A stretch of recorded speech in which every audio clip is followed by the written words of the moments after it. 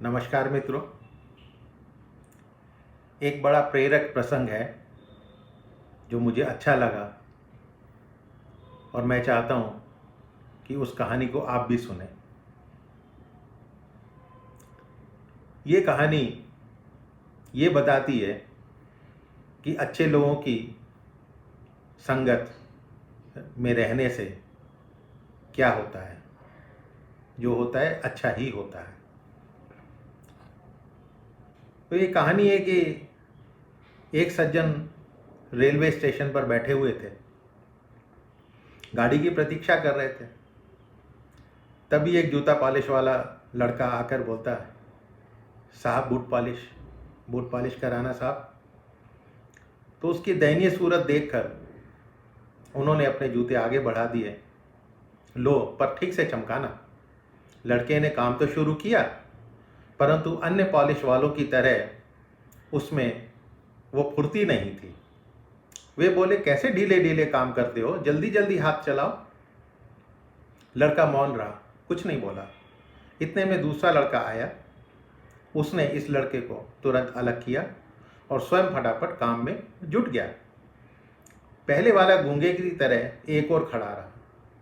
दूसरे ने जूते चमका दिए और साहब जूते पहन लीजिए।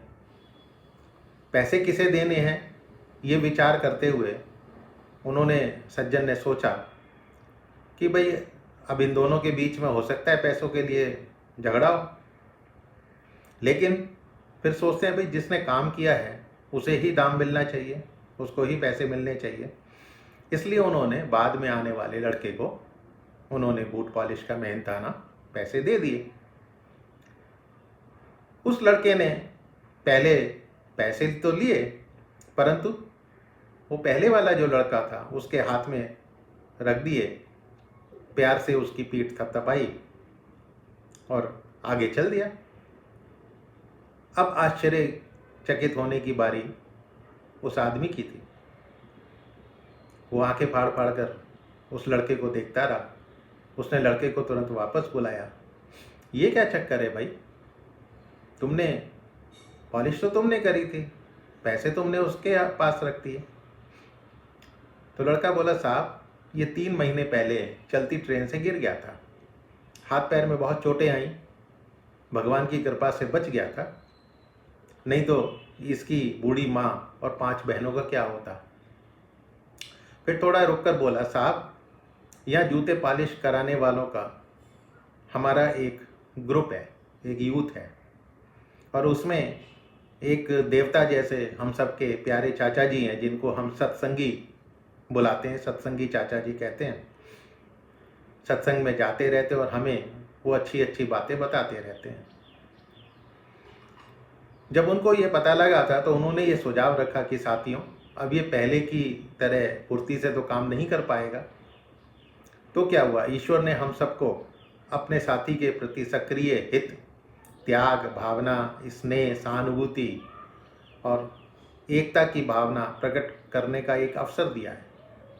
जैसे पीठ, पेट, चेहरा, हाथ पैर भिन्न भिन्न दिखते हुए भी हम हैं तो शरीर के एक अंग, ऐसे ही हम सभी शरीर से भिन्न भिन्न दिखाई देते हुए भी हैं कि एक ही आत्मा, हम सब एक हैं।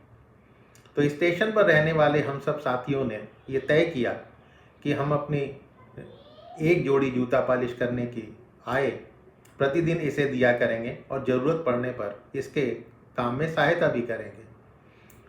जूते पॉलिश करने वालों के ग्रुप में इतना आपसी प्रेम, सहयोग, एकता तथा मानवता की ऐसी ऊंचाई देखकर वो सज्जन आश्चर्यचकित हो गए और उनको पता लगा था कि एक सत्संगी व्यक्ति के संपर्क में आने वालों का जीवन मानवीयता, सहयोग और सुहृदयता की बगिया से महक जाता है।